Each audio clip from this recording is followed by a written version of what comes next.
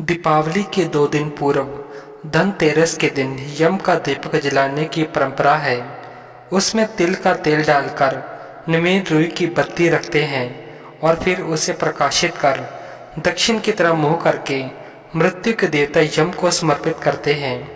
क्या आपने कभी सोचा कि आखिर यह दीपक क्यों जलाते हैं?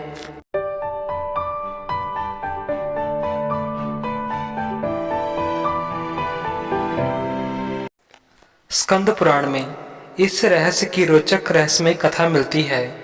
बहुत पहले हंसराज नामक एक प्रतापी राजा था।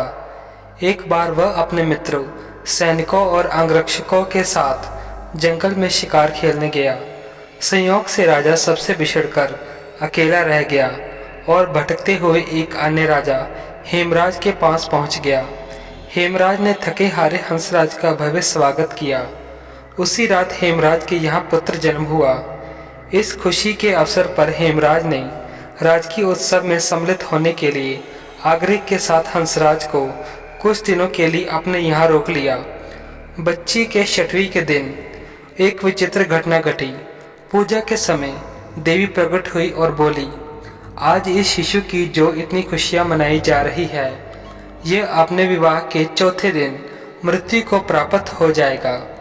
इस भविष्यवाणी से सारे राज्य में शोक छा गया। हेमराज और उसके परिजनों पर तो वज्रपात ही हो गया। इस शोक के समय हंसराज ने राजा हेमराज और उनके परिवार को ढांढस दिया, मित्र, आप तनिक भी विचलित ना हो, इस बालक की मैं रक्षा करूंगा।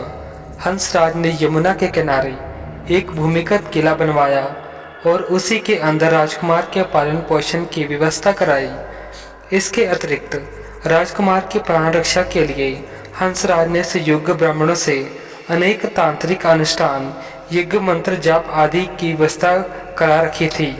धीरे धीरे राजकुमार युवा हुआ। उसकी सुंदरता एवं तेजस्विता की चर्चा सर्वत्र फैल गई। राजा हंसराज के कहने पर हेमराज ने राजकुमार का विवाह कर दिया।